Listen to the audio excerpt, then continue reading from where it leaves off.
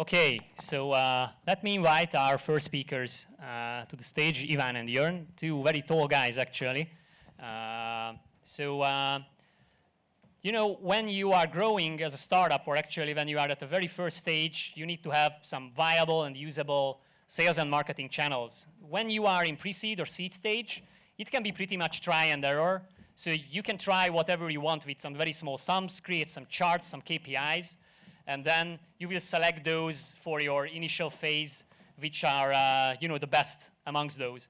But where you are at scale-up's position, this is not enough. So you need some rock-solid strategy. You need a sustainable engine behind this conversation engine, so you can start generating some serious revenue. So I'm going to introduce Ivan first, who is leading the business development service from Absolvo, International Business Development, and also Jörn, who is a former C-level exec at previous companies, angel investor, and now also in his new shoes, BizDev expert here. I don't know if they are new, but they look shiny and new, so just use that phrase. Okay, guys, I give over the stage. So, quick introduction. Jörn, as Danish already mentioned, I wear a couple of hats, but I'm really involved with two scale-ups here in Hungary at the moment. That's part of the reason why I'm here. For one, I'm as an angel investor and advisor on growth with Let Me In. It's a scale-up here in Budapest in hospitality. But I'm also working full-time with Absolvo, who's a SaaS platform for loyalty programs. And there I'm responsible for the strategy, insights, and also partnerships. So I want to share some of my findings today, but I also have my investor hat on, so we can talk later.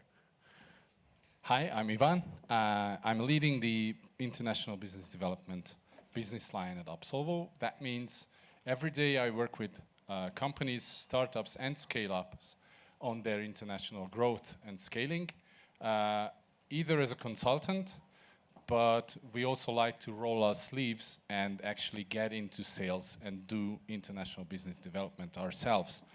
So what we're going to talk about is how your life will change if you become a scale-up. What are the challenges?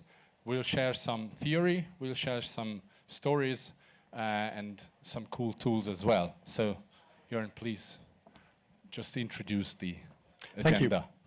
So, Danish already mentioned it. Previously, you were looking at revenue, somewhat random, and you had to validate, obviously, your idea. But now you're in a phase where you have to actually prove that you can grow a business. You can grow it quick, and you can reach a level that is significant in the market.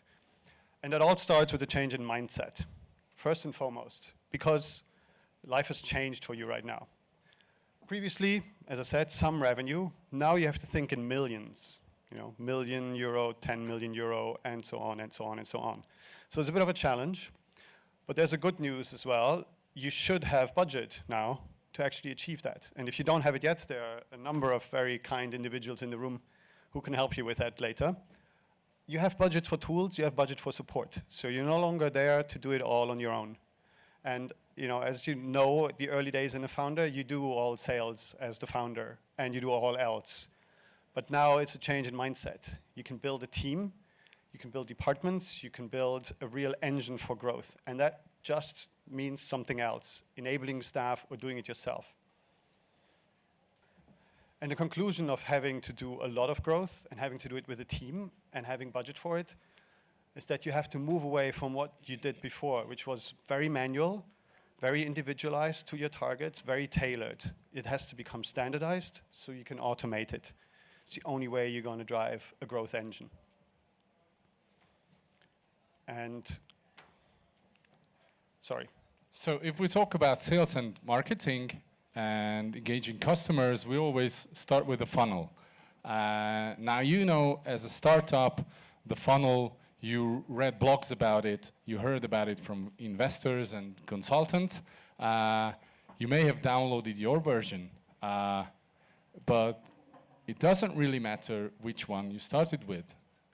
What matters is that you build your own. How many stages you have, and how is your funnel. So don't waste your time on whether it's 3, 5, or 7 stages in the funnel. develop yours. And when you're doing that, you're going to have 3 common challenges. Yeah, so whatever your funnel is, every business has to answer 3 questions. The first one is, who will buy next? And that's determined by whether you're B2B or B2C, whether you're in a certain industry, what roles will buy, what personas will buy. We'll talk about that a little bit later. The second question is, how do you get these people and these companies to engage with you in a conversation? How do you get them to respond to you? How do you get them to find you, to reach out, to allow you to try to sell what you have? And you can do it inbound, you can do it outbound. And then finally, how do you convert that? How do you actually make that, turn that into revenue? How do you make that repeatable revenue or project revenue, whatever it is? And you can use different ways and different angles to overcome these challenges. But let's start with the first one. Let's start with, who is the person who's going to buy from you? How do you find them? Who are they? So, in theory, and this is the theory, there are 3 steps here. At the first stage, and that's probably something you've done before when you were just a startup, the solution fit. You have a product, you have a service. Who wants that? What pain points am I solving? How can I give gain and pain? You've looked at the business model canvas probably. And what is my true USP? You know, you may be doing something that everyone else is doing, so you want to define where you really want to play. So the tools are probably tools you did before. I said the business model canvas works for you. But you can also analyze what you've done in your startup phase. So you have some revenue, you have some customers. Who are those? Why did they buy from you? You can also find on LinkedIn which companies are talking about the topics that you are talking about. Who's publishing, who's going to conferences. And then a final tool or something that I always like to use. Very important and very interesting is often to find what people companies are recruiting. If someone is hiring in a team or in a function or in an organizational unit that is relevant for your service or product, that means one of 3 things. They're either building this new, they're growing it, or they're changing personnel. And those are 3 really great moments to start a conversation with people. So go out there, talk to these companies. It's a good moment. But that's not enough. Because at the end of the day, you're not selling to a company. You're selling to people. So what you need to understand next is really who is involved in a company in that decision-making process. There are different people. And if you're selling, the bigger the businesses that you're selling to, the more people are going to be involved. But it's not exclusively a B2B challenge. There's also B2C, a lot of situations where it's not just one person making a decision. Buying a car, going on a holiday, buying a swimming pool, for example. I think you have a good example on that. Try to find out who's involved. Someone will do the research, someone will be the decision maker, someone will be a sponsor. They all need different messages. They all have a different need, they all have a different want. And don't forget the timelines. 1, it takes a long time to sell to corporates, but also some decisions are always made at the same time of the year. If you're asking for serious budgets that have to be put into a planning cycle, you need to be there when the budgeting is made. Yeah. So think about these things. How? Well, first interview your existing customers. Ask them who else was involved, who was in the decision, what was important for you. And speak to ex-employees in target businesses. So if you know you want to convert business X, find out people that have just recently left it, because they're always very happy to talk. And then the third thing is, there's a fallacy. There's a fallacy that selling to businesses means you're selling on functional benefits alone, and they are rational decision makers. It's not true. Everyone makes emotional decisions, even in businesses. I just put a layer of rationality on top. But you want to understand what gets people promoted. What gets people in front of a board, because that's a career step. What are the risks that people are afraid of? No one wants to be fired. You know, the old adage, no one ever got fired for buying IBM, but it's true. So especially as a scale-up, as a startup, you have to work on that, because people are going to be afraid. So what that means, develop your messages that don't just speak to the brain. You have to capture the emotions, and you have to work on those fears, and that's important. So when you develop your messaging matrix, and I don't think you need a big tool for that. An Excel sheet is totally fine. Just plan it out. Find those proof points that overcome that fear, and speak to these different people in different contexts.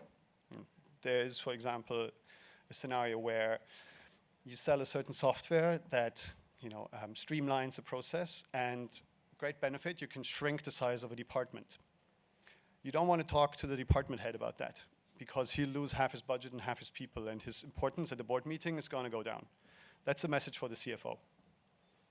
You want to speak to the department head about enabling, freeing his resources to do more strategic development, etc. So keep that all in mind. And some practical examples, because Exactly. he promised you some case studies. So some examples for what you have just mentioned. He mentioned the pool example. It said that if you have seen any brochures about pools, it's about a nice pool, and sometimes nice ladies are around that. But marketers find out that pools are bought by women. So you might be the sponsor, but it might be your wife who's making a decision. So it's a question whether it's a wise decision to put bikini ladies on a pool brochure. Now, a B2B example that we've done was that we were taking a product which was a security solution for retailers. And we were actually afraid that if the security guys will be seeing that, they will not want it because they will, their bosses will think that they're doing something wrong. So we rather targeted business, and we rather targeted the CFOs. But at the end of the day, it turned out that security people are always involved in the decision-making process. And they were actually happy to buy the product because they had problems with their own stuff and with their people being effective enough. So we were afraid of their role might be a problem in our sales process, but actually it turned out not to be true. And some takeaways. So when you start to scale, you already have your data. So analyze it.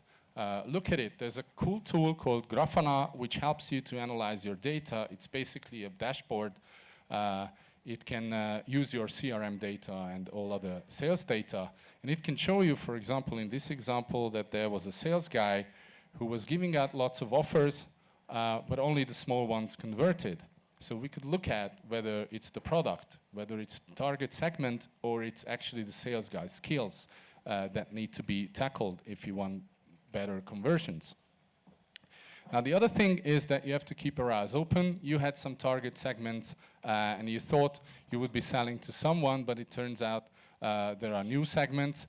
You cannot strategically think about it, but you have to keep your eyes open. And the third one is focus. Even if you're backed by a VC, you have limited resources, so you cannot handle more than 2 or 3 segments at the same time. So to summarize, how do you find your next buyer? First, plan.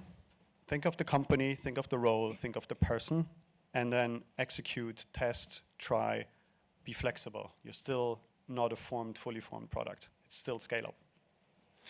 Next challenge then is, how do you get these people engaged in a conversation? And a great tool to use here is Leslie's Compass. It was developed by Stanford Graduate School together with a VC in Silicon Valley. And it gives you an indication of whether you're more led by marketing or sales. And Ivan is going to introduce that. Yeah. Before going into details, just raise your hands who think your strategy is more sales-driven. What do you think? Okay, and who's marketing-driven? Okay, what about the others? Okay, think about it. I'll explain the concept. The concept here is that you either have a predominantly sales or a marketing-driven strategy. Because if you're selling, for example, a jet engine component, which is a complex product, which is B2B, it's very expensive, your sales guys are expensive, you're going to have a long lifetime of a customer, because if they buy something for you, it's 10 plus years their customer lifetime value. And you need to work with that company for a long time. Obviously, you'll hire salespeople who go out there, make meetings, make offers, talk about details and stuff like that. While on the other hand, if you have a product which is cheap, you have a big target audience, you don't have the time and the resources to talk to each and every one of your customers, then you have to use other channels. Okay, so it's either this or that. Now, sometimes we simplify it to B2B and B2C, but it's not really true, because if you're selling a Ferrari, it's rather sales-driven, because it's big budgets, it's a big decision. Obviously, most B2C products are here, but there are some B2B.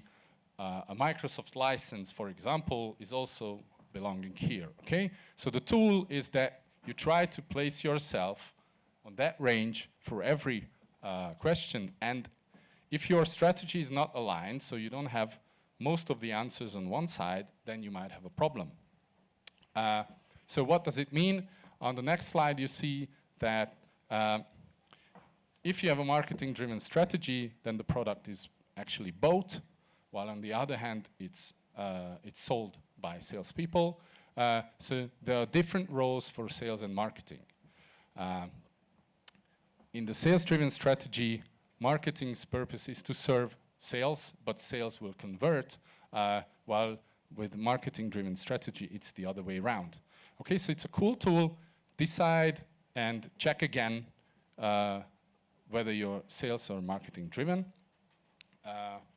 And basically, that leads us to two predominantly different strategies, the inbound and the outbound. So Jörn comes with the inbound strategy. Yeah, so inbound basically means people will find you, approach you, the leads will come to you, great. Outbound means you have to go and find those leads and get your message out there into the market. We start with inbound because inbound has a couple of really neat advantages. Why would you want to do that? Well, the first one is you generally find better conversion rates on inbound because the people that approach you have already considered this subject, this topic. There is some interest. You don't run into those people that say, no, it's not for me, just leave me alone. So people are a bit further down in that magical funnel. You get better conversion rates, which is always great for you. The second is, this is much more scalable because they are set up as digital strategies. People come and find you, you convert them. A lot of this work is done for you. So it doesn't matter if 100 or 500 people are filling in that contact form in a day, you can do that. So if you want to scale, inbound is great. And because it's generally bigger volume and you have a clear process that's measurable, you can test. You can test and learn, and then you're not biased by personal feedback. When a sales guy tells you, oh, we didn't convert because it was the price. Sure, was it? We don't know. Inbound strategies are generally centered around content. I don't really want to go into why content is great and why it's the new gold in marketing today, but if you don't do content now, you're not going to find inbound leads. And that's because people really generally look at many, many different sources before they make any contact or any decision. They look at expert publications, referrals, recommendations, et cetera, et cetera. So you've got to be somewhere, and this content needs to be relevant and present for them. Based on what we said earlier, these emotional needs and functional needs of people, you have 3 types of content that need to go out there. The first one is practical advice. If you help people that you want to sell to make their daily life a little easier, they'll come back, and they'll start to like you. So 3 ways to, 5 tips to, you know all these content that are out there. The second is thought leadership. Sometimes you should tell them something they didn't know. Make them learn, make them better, help them to develop in their role. They'll come to you, they'll trust your word of advice. And the third piece is proof points. They're all afraid, they fear, risk is bad. So case studies, awards, nominations, product publications, being at a conference, all that stuff helps. Reasons to believe you. Be in all channels. As I said, people are looking for content everywhere. So you got to be everywhere, and it's got to be consistent. Social, your own blog posts, conferences, aggregators, whatever it is, industry publications, be there. Experiment with new formats. So blog posts, wonderful, but go beyond. Shoot videos, have interviews, be invited to a panel, present at events like this. All of that is content. And make it an easy process to convert. So if someone responds, you should go into a machine, fills in a contact form, he gives your details because he gets content in exchange, and then you follow it up. A nurturing email, you contact, are you ready, you're more interested, la la la la la. It's got to be easy for your user. It's got to be easy for your target. Some practical advice. You, founders, and your people know best about content. You know your product, you know your service, you know why you've developed it.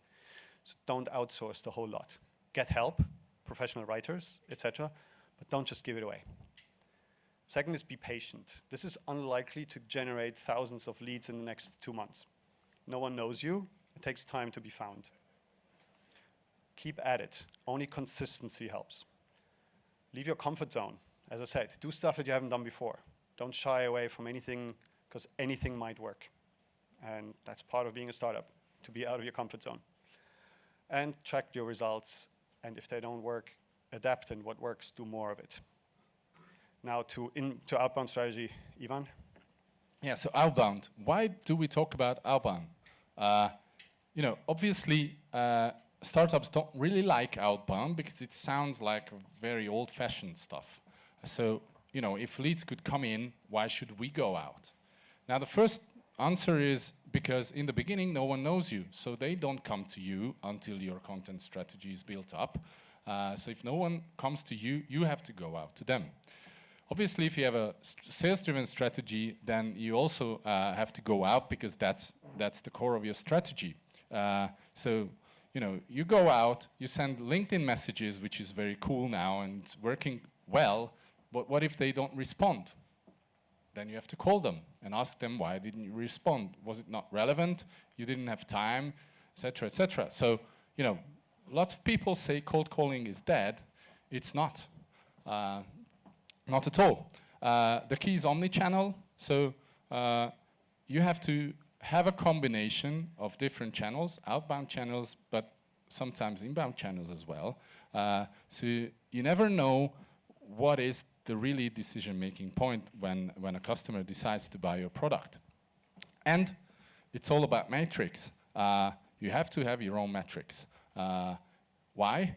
Because you have to measure your performance somehow. So, if you don't know that it takes 18 contacts until you can talk to someone in a company if you're in enterprise sales, or if a salesperson can make 52 calls a day and 9% of it will be converting into actual conversations, then you cannot measure your or the sales guy's performances. So you have to build your matrix just as you built your own funnel, and you have to measure your performance. Now, of course, there are cool tools to help you with. One example is Cognizant, who are actually helping the first stage of the funnel. You can build a cool database there based on keywords, and you can reach out to them via email. So that's about outbound. And now the third challenge. Yeah, so the third challenge is converting. And we said before, it can be done in-house, but you can also use partnerships. I want to spend a minute to talk about partnerships because it could be a really viable strategy for you. And why I want to talk about partnerships first is because it can also help you a little bit with that lead generation. In fact, partners can help you with 3 things. One is they can help you with leads. They have leads, they're talking to people in the industries you're interested in, so go use those leads. The second, they can help you with additional extra services. Value-added resellers are combining what they do with what you do to have a better package and a better solution. So at Absolvo, we're selling a SaaS software for loyalty programs. Now, we found a lot of clients who said, great, loyalty program sounds good, but how should mine look like? What is the design? What's the concept? How does it work? So what we're doing now is we're building a network of partner agencies, loyalty specialists, CRM, customer experience agencies, so we can have a joint proposition. You want our technology? Great. We also help you with the concept and how to build and implement it so they can buy. It improves our conversion and it really accelerates the sales cycle. And the third thing is they can be a local presence in markets that you cannot or don't want to be at the moment. And in a lot of industries and a lot of businesses, having a local presence is important for service, etc. So getting them right requires 3 things. You want the right fit. As I said before, ideally you find a symbiosis. You want to find partners that actually know how it is to work with the scale-up, because you're not fully formed. You're gonna deviate. Sometimes you're gonna have something that needs to be done really quick. Volume might suddenly appear. The partner needs to be able to handle that. And ideally, they have leads already. Then you should have the right business model. You are the product and service specialists. The partner can bring a lot of the customer contacts. Build those packaged propositions, because then everyone is motivated to succeed together. And make sure that you incentivize an individual on the partner side, a person who is your champion there, who can either get promoted or can get a bonus if he makes you successful. And finally, it's about building a good, strong relationship. It has to be dedicated people on both sides. And you want to do joint activities, marketing, events, hosting things, meeting people. Partnership is a lot about interpersonal relationships. So it's got to be face-to-face. And then focus and follow through. Now, Ivan will do the last part of today, which is to build an internal conversion engine. Yeah, so what happens if you do it yourselves? You know, the first sales guy in a startup is the CEO. But obviously, if you want to scale, you cannot clone yourself or hire 10 more CEOs. So what you do is that you hire salespeople. But these salespeople will do it differently than you, okay? So the first thing is that you let go. You let them do their own way. But obviously, you want to keep your control. So therefore, you need to standardize. What worked has to work again. So if you worked out a nice proposition, presentation, offer, reuse it.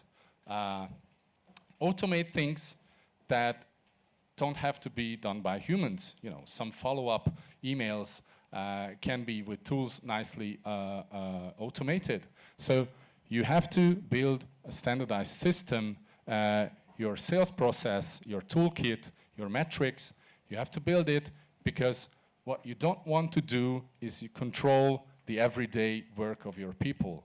What you want to control or see is their achievement, what they achieve. So let go how they do that. And the VCs are here. So they're here to finance it. It's all about burning money. So burn it on scaling, burn it on sales and marketing.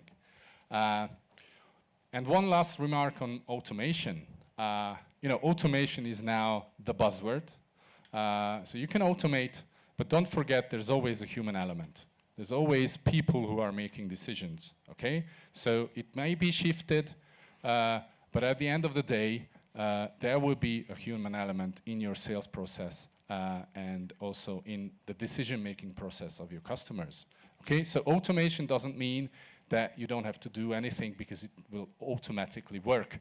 It means that you only are looking at dashboards and the control panel. Okay, so there's lots of things we could talk about. We're here, we don't have time for questions, so we're here, and yeah, let's meet and discuss whether you agree and how do you scale. But you've been great. So Thanks. Thank you very much, guys. Thank you again.